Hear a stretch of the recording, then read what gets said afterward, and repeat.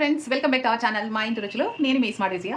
ఈరోజు నేను బెండకాయ పచ్చరొయ్యలు కర్రీ అయితే చేసి చూపిస్తానండి. కడాయి పెట్టి కావాల్సిన ఆయిల్ అయితే వేసేసుకున్నానండి. ఆయిల్ కూడా మనకు వేడైంది కదా. ఇప్పుడు ఇందులో ముందుగా కట్ చేసి పెట్టుకున్న ఉల్లిపాయ ముక్కలు, పచ్చిమిర్చి, కరివేపాకు ఈ మూడు వేసుకుని బాగా ఫ్రై చేసుకోవాలి. ఉల్లిపాయలు ఇలా ఫ్రై అయిన తర్వాత ఇప్పుడు బెండకాయలను కూడా వేసి ఒక 10 నిమిషాలు అయితే మగ్గనివ్వాలండి. ఇప్పుడు ఇందులో టమాటాలు కూడా వేసి బాగా మగ్గించుకోవాలి. టమాటా ముక్కలు కూడా మగ్గిపోయాయి కదండి. ఇప్పుడు ముందుగా శుభ్రం చేసి పెట్టుకున్న రొయ్యలు కూడా వేసేసుకుంటున్నాను. చూసారు కదండి, రొయ్యలు కూడా ఇలా మగ్గిన తర్వాత ఇందులో మనం రుచికి సరిపడా ఉప్పు, కొద్దిగా పసుపు, 1 స్పూను కారం ఇవన్నీ వేసుకుని బాగా కలిపేసిన తర్వాత కొద్దిగా వాటర్ అయితే వేసుకోవాలండి.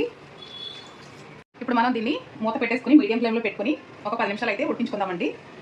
ఇప్పుడు మనం ముందుగా కడిగి నానబెట్టుకున్న చింతపండు పులుసు అయితే తీసి పెట్టాను. ఇప్పుడు చింతపండు పులుసును కూడా వేసేసుకుందాము.